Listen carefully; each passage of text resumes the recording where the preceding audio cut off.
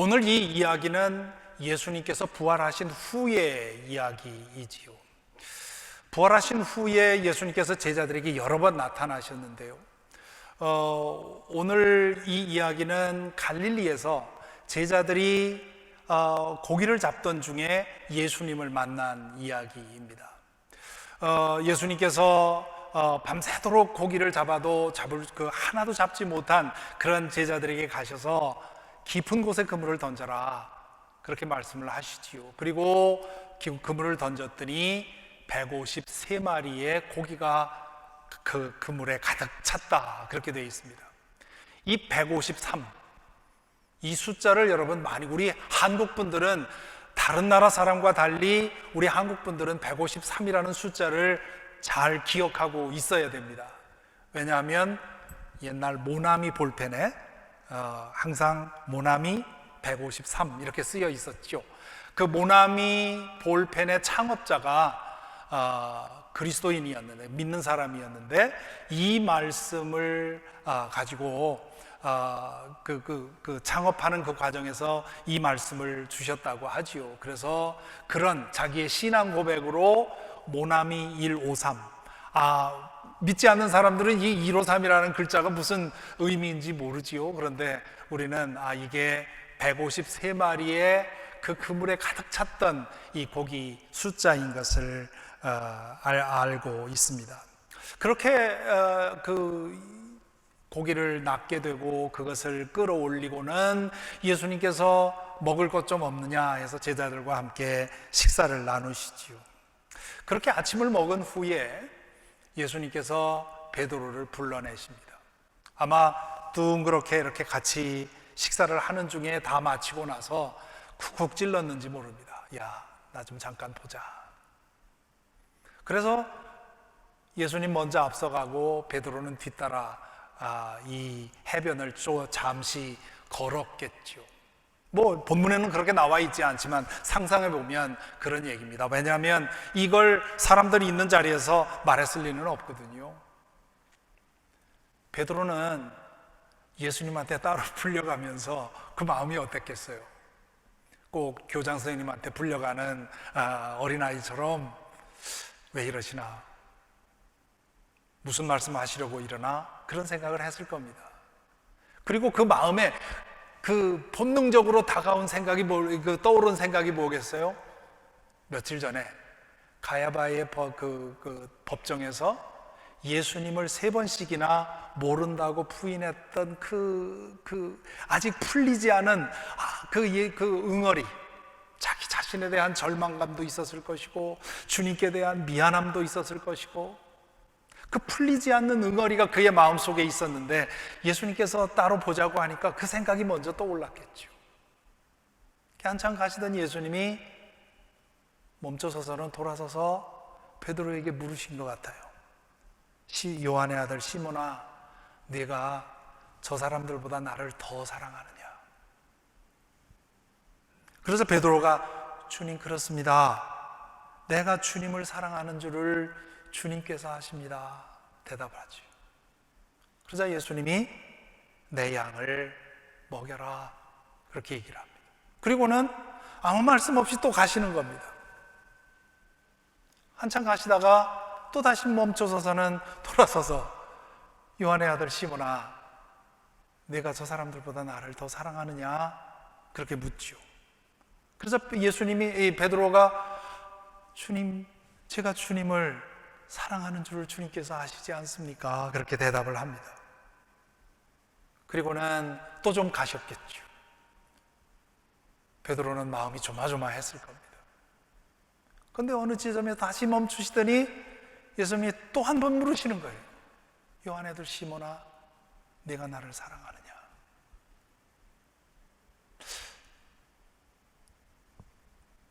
그 사람의 속마음을 이렇게 거듭 물어볼 때는 사람이 겁나지요. 부부간에 당신 나 사랑해? 그러면 무슨 말이야, 당연한 말을, 그렇게 대답하겠죠. 그런데 좀 있다가 당신 정말 나 사랑해? 그러면 2번까지는 아마 그냥 받아들일지 모르겠어요. 아니 나 사랑한다니까 왜 그러냐? 그런데 또 한 번 물어본다고 생각을 해보세요. 정말이야? 그러면 화나겠죠. 내 마음을 못 믿어주는 그런 이 베드로는 예수님께서 3번씩이나 이렇게 물으시는 것 때문에 두려웠을 겁니다. 그래서 베드로가 예수님에게 좀 더 길게 대답을 하지요. 그래서 예수님이 내 양을 쳐라 또 말씀을 하십니다. 예수님께서 왜 3번이나 베드로에게 이렇게 말씀을 하셨는가? 그것은 베드로가 나는 예수님과 상관없는 사람이라고 3번씩이나 부정했기 때문에 그런 것이지요. 예수님은 베드로가 맹세까지 해가면서 저주까지 해가면서 저 사람은 나와 상관없는 사람이라고 부인했던 그 베드로의 허물을 탓하지 않으시고 다듬어 주시고 품어 주시고 다독여 주시고 치유해 주신 거죠. 이 이야기를 제가 특별히 좋아하는 이유는 베드로의 허물을 품어주고 모른 척 해주고 그리고 그 마음을 치유해서 회복시켜 주시는 그 예수님의 마음 때문입니다. 우리가 예수님 생각하면 그분의 기준이 매우 높고 그리고 우리에게 요구하는 것도 굉장히 큰 것처럼 생각할 수 있는데 예수님은 우리의 연약함을 아신다는 거지요. 히브리서 저자가 그런 말을 하지 않았습니까? 예수님은 우리와 똑같은 인간이셨기 때문에 우리의 연약함도 아시고 우리가 죄에 쉽게 흔들리는 사람이라는 것도 알고 죄에 넘어지기도 쉬운 사람이라는 것을 주님께서 아십니다. 그러므로 그 우리의 연약함을 주님께서 탓하지 않으시고 위로하시고 돌보십니다. 그런 얘기를 하시죠. 우리의 주님이 경찰관처럼 혹은 무서운 아버지처럼 뒷짐에 회초리를 쥐고 우리가 잘못하기만 하면 혼을 내고 내려칠 것처럼 그런 무서운 분으로 주님께서 계시는 것이 아니라 우리의 연약함과 우리의 실수와 우리의 넘어짐을 보고 아파하시면서 회복되기를 바라신다. 주님은 우리에게 완벽한 것을 요구하지 않으신다는, 우리가 잘 아는 비유 중에 달란트의 비유가 있죠. 한 사람은 5달란트, 한 사람은 2달란트, 한 사람은 1달란트를 받지 않았습니까? 1달란트는 당시에, 오늘날로 따지면 당시에 1달란트는 한 노동자가 16년 동안 일해서 다 모아야 만들 수 있는 엄청난 액수입니다. 오늘날로 따지면 20억, 30억 정도 1달란트가. 그러니까 5달란트 받은 사람은 수조 원을 받은 셈이고요. 1달란트 받은 사람도 적어도 10억, 20억 정도의 돈을 받은 겁니다. 그런데 5달란트, 2달란트 받은 사람은 그 받은 것을 가지고 열심히 일해서 또 5달란트를 벌고 2달란트를 벌었죠. 굉장히 많이 사업에 성공한 거죠. 그런데 1달란트 받은 사람은 그걸 그대로 쌓아뒀다가 주인한테 가지고 옵니다. 그때 그 주인이 너는 왜 1달란트를 그대로 가져왔느냐 했을 때 그 종이 하는 얘기가 뭐라고 하느냐면, 나는 주인님이 매우 굳고 강직한 분이셔서, 그 말은 달리 말하면 털끝만큼의 허점도 없고 빡빡한 분이어서 내가 이걸 가지고 장사하다가 혹시나 본전을 잃어버리면 주인님께서 나를 그냥 둘 것 같지 않아서 그냥 보관하고 있었습니다. 그런 얘기를 하시죠. 이 비유를 통해서 주님께서 우리에게 가르쳐 주시는 것은, 우리 주님은, 하나님은 우리에게 완벽한 것을 기대하고 어마어마한 것을 기대하시는 분이 아니라 우리의 연약함도 알고 우리의 실수도 알고 우리의 넘어짐도 아시는 분이라는 거죠. 그렇기 때문에 하나님께서 우리에게 원하시는 것은 최고를 원하시는 것이 아니라 최선을 원하신다. 최선을 다하다가 넘어지고 최선을 다하다가 실패하고 최선을 다하다가 허물을 입는 것은 주님께서 이해하신다는 거죠. 그래서 예수님께서 베드로를 불러내어서 3번씩이나 네가 나를 사랑하느냐고 묻죠. 이것이 우리에게 얼마나 큰 위로가 되는지 모릅니다. 물론 이 사실을 가지고 take advantage 하는 사람들도 있지요.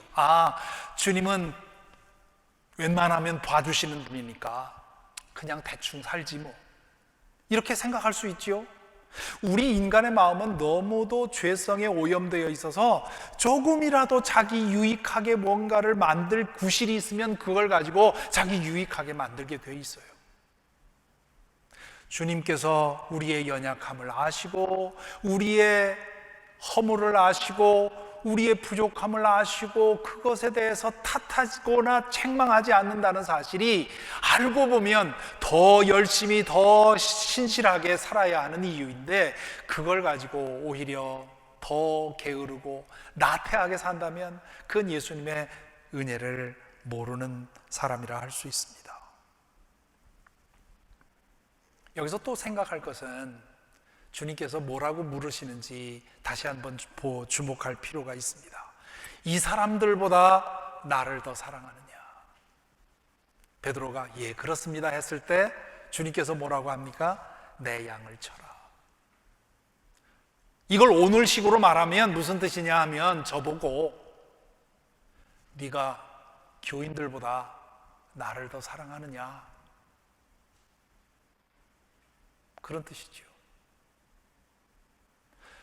교인 그 누구보다도 주님을 더 사랑해야만 제가 교인들을 제대로 섬길 수 있는 자세가 되는 겁니다. 저보고 주님께서 물으시는 거예요. 네 아내보다 나를 더 사랑하느냐? 네 자식들보다 나를 더 사랑하느냐? 이 세상에 하나님보다 더 사랑할 대상이 없어야만 우리는 비로소 하나님의 일을 할 수 있는 겁니다. 그리고 그때 비로소 우리는 우리의 배우자를 제대로 사랑할 수 있고 우리의 자녀를 제대로 사랑할 수 있어요. 우리 미국에서 자주 한국에 살다가 미국에 오면 가장 먼저 놀라는 게 뭡니까? 부부간에 얼마나 사랑 고백을 많이 합니까? 또 자녀들 사이의 관계 속에서 I love you, I love you 하는 얘기를 얼마나 많이 합니까? 미국 영화의 대표적인 주제가 가족 사랑이지 않습니까? 그렇게 사랑하는데 얼마나 많은 가정들이 깨어져 나갑니까? 그 이유가 어디 있을까? 왜 이렇게 사랑하는데 그 사랑이 이렇게 깨어져 있는가? 우리 시대에 가장 존경받을 만한 현자로 추앙받던 빌 게이츠도 최근에 이혼했다는 소식이 나오더니 그 이후로 그의 추문이 나오지 않습니까? 저 사람은 대통령보다도 더 어마어마한 그런 선한 영향력을 미치는 사람이라고 생각하며 존경했었는데 인간이 어쩔 수 없는 존재라고 하는 것, 누구도 완전할 수 있는 사람이 없다는 것, 그 많은 권력과 그 많은 돈을 가진 사람이 깨끗이 살 수 없었다고 하는 거, 그의 몸 주변을 두르고 있던 그 광채가 한순간에 벗겨지지 않았습니까? 왜 이럴까요? 하나님 없이 아내를 사랑하고 하나님 없이 남편을 사랑하고 하나님보다 자식을 더 사랑하고 하나님보다 손주를 더 사랑하고, 바로 거기에 문제가 있는 겁니다.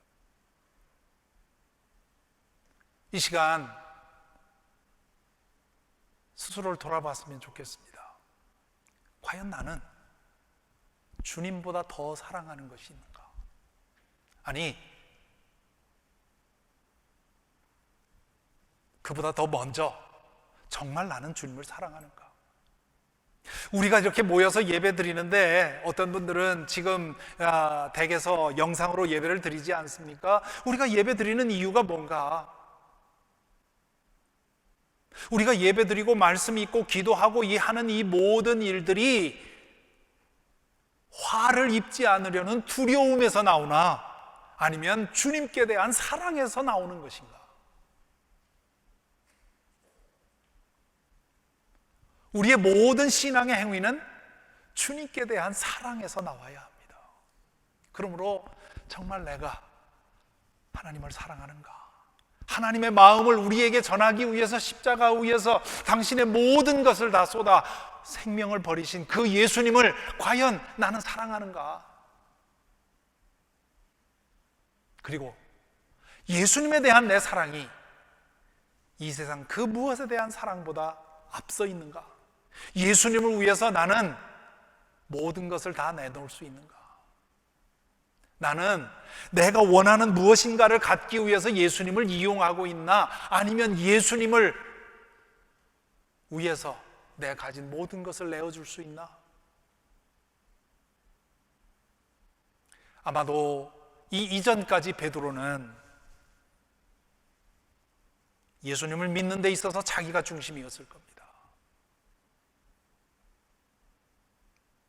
이 만남, 이 대화를 통해서 베드로는 믿음의 중심이 바뀌었겠죠.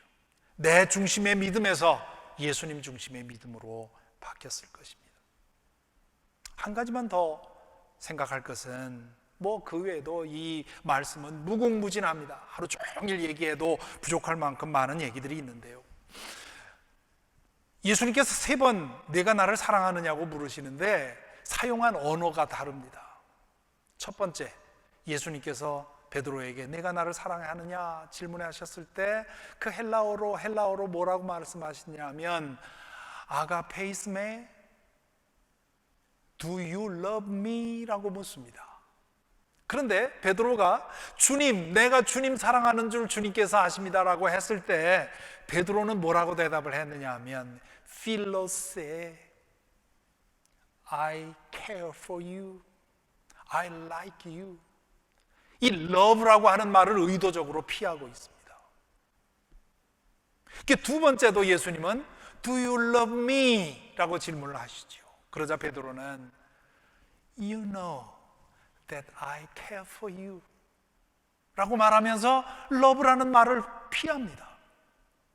이 사랑이라는 것이 어떤 것인지 알았기 때문에, 그리고 이미 며칠 전에 자기는 생명을 내바쳐서라도 주님을 사랑하겠다고 한 그 맹세가 깨진 것을 경험했기 때문에 베드로는 차마 love라는 말을 사용할 수가 없었던 거죠.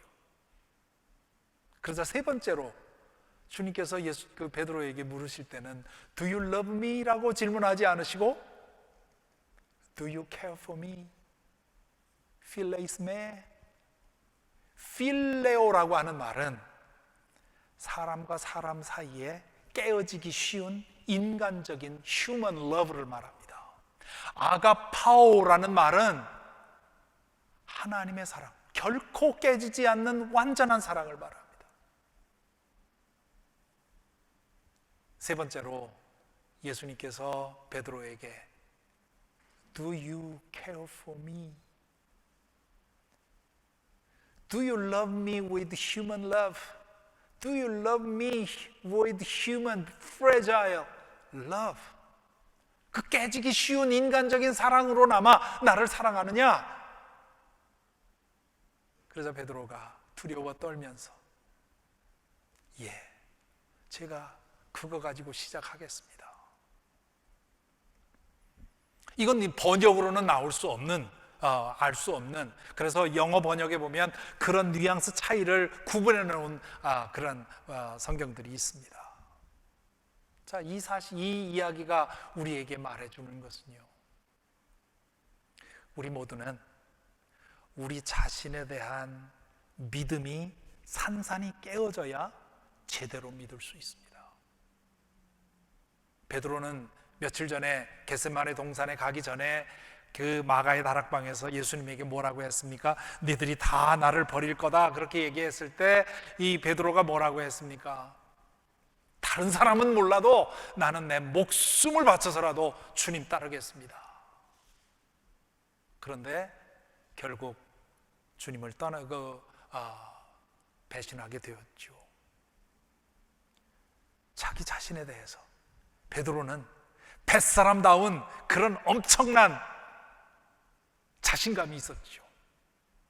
그 자신감이 완전히 깨지고 나서야 베드로는 비로소 사랑할 수 있는 사람이 되었습니다.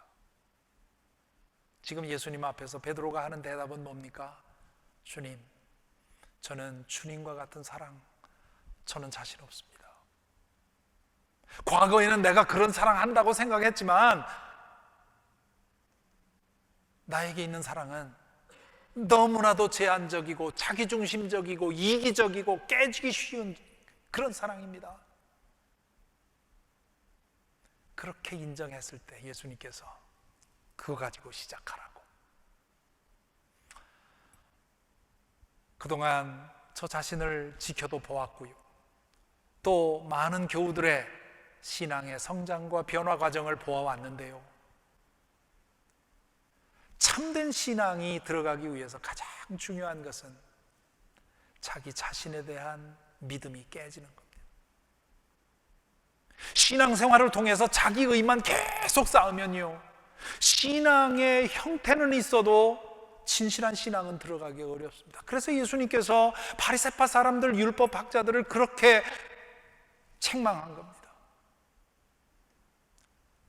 우리가 지을 수 있는 죄 중에 하나님에게 이를 수 없는 죄가 한 가지가 있는데 그게 바로 자기의입니다. 내가 이만큼 했으니 됐다고 하는, 내가 이만큼 가졌으니 됐다고 하는 이 자기의야말로 우리로 하여금 하나님에게 이르지 못하게 하는 힘입니다. 여러분에게 가지고 있는 것이 뭡니까? 나에게 내가 자신할 수 있는 그런 것이 무엇이 있습니까? 그런 것이 깨지고 무너져야만 거기서 시작하게 돼요. 제 페이스북을 보시는 분들은 아시겠지만 며칠 전에, 오래전에 먼저 있던 교회에서 신앙생활 하던 분, 한국에 들어가신 어느 자매께서 저의 페이스북에 글을 쓰셨어요. 당신의 페이스북에 글을 쓰셨는데 그걸 보게 되었어요. 버지니아에서 비즈니스를 할 때 남편이 먼저 아이들과 함께 교회를 갔는데 자기는 전혀 관심이 없었다는 거죠. 그런데 제가 교우들과 함께 신방을 오게 되고, 그리고 그 신방에서 저를 만나게 되고, 그리고는 감화가 되어서 교회를 나와서 신앙생활을 시작했고, 그리고는 지금 한국에서 여러 가지로 성경 교사로, 유튜버로 뭐 여러 가지로 활동하고 있는 자매입니다. 그분을 맨 처음 신방했을 때 그 기억을 저도 그렇고 제 아내도 그렇고 생생히 가지고 있어요. 그분의 아버지는 당시에 여당 국회의원이었습니다. 미국의 이 버지니아만이 아니라 필라델피아, 뉴욕의 비즈니스를 갖고 아주 잘 나가는 분이었어요. 부부가 30대 초반이었는데 맥클린의 저택을 구입해서 이사했다고 해서 전도할 겸 신방을 하면 어떻겠느냐고 그 친구가 얘기를 해서 신방을 했습니다. 그때 그분의 태도는, 대개 목사는요, 믿음을 가진 사람들에게 목사는 굉장히 중요한 존재가 됩니다. 그러나 신앙을 갖지 않은 사람에게 목사는 아무런 가치가 없는 존재예요. 여러분 목사 안 돼봐서 모를 텐데요, 신앙을 갖지 않은 사람들이 목사를 투명인간 취급하고 그 무가치한 존재로 취급하는 그런 태도,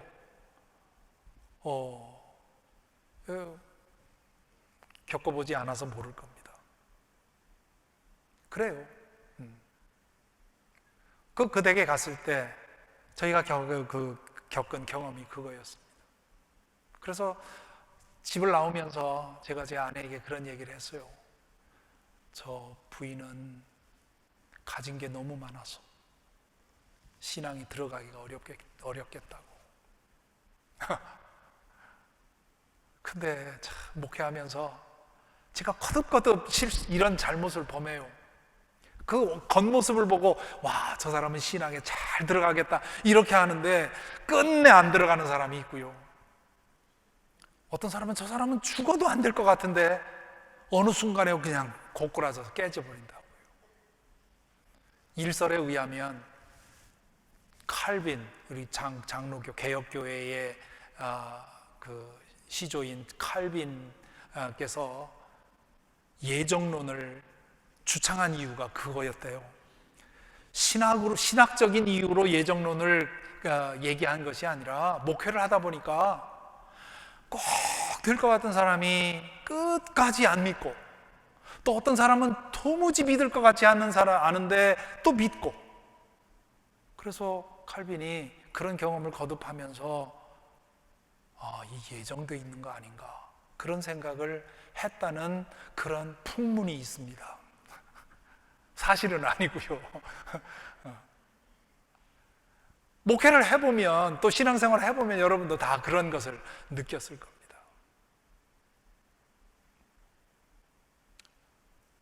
정말 안 될 거라고 생각을 했는데 한 6개월도 안 돼서 한국 간다고 다 정리해서 한국 가더니 이 양반이 몇 년 동안 성경 공부에 완전히 빠져가지고,